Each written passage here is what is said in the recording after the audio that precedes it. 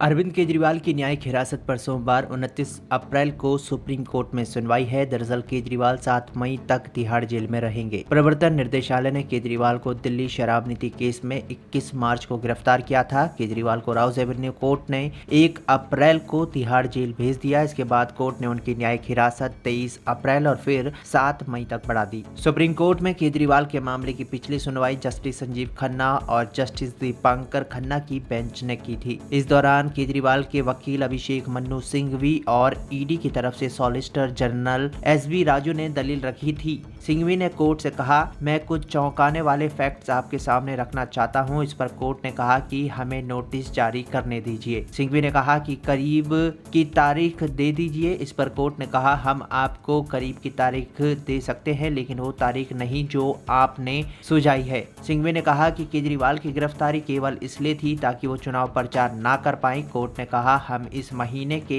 आखिरी हफ्ते में सुनवाई करेंगे। केजरीवाल ने अपनी गिरफ्तारी और उसके बाद जांच एजेंसी की हिरासत में भेजे जाने को लेकर दिल्ली हाई कोर्ट में याचिका लगाई थी। हाई कोर्ट ने 9 अप्रैल को उनकी याचिका खारिज कर दी थी। दरअसल केजरीवाल ने कहा था कि ईडी के पास पिछले 9 महीने से ऐसे बयान थे, इसके बावजूद उन्हें लोकसभा चुनाव से ठीक पहले अवैध रूप से गिरफ्तार किया गया। कोर्ट ने कहा कि केजरीवाल और रिमांड की जांच कानून के हिसाब से होगी, ना कि चुनाव की टाइमिंग को देखकर। हाई कोर्ट के फैसले के एक दिन बाद 10 अप्रैल को केजरीवाल सुप्रीम कोर्ट पहुंचे थे। केजरीवाल से पहले शराब नीति केस में आप नेता मनीष सिसोदिया और संजय सिंह भी गिरफ्तारी हुई थी।